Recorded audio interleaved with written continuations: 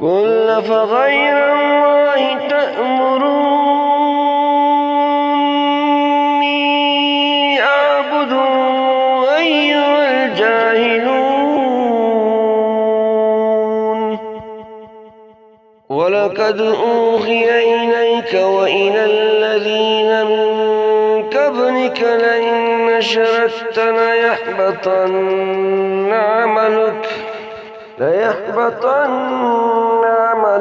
ولتكونن من الخاسرين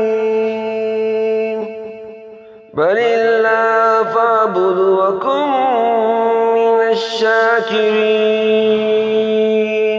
وما قدر الله حق قدره والأرض جميعا قبضته يوم القيامة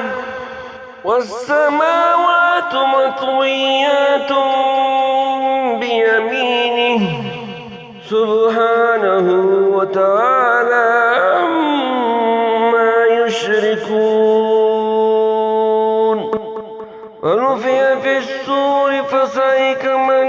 في السماوات ومن في الأرض إلا من شاء الله ثم نفخ فيه أخرى فإذا هم قيام ينظرون وأشرقت الأرض بنور ربها ووضع الكتاب وجيء بالنبيين والشهداء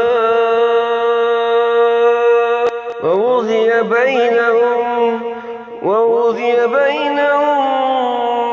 بالحق وهم لا يظلمون ووفيت كل نفس ما عملت وهو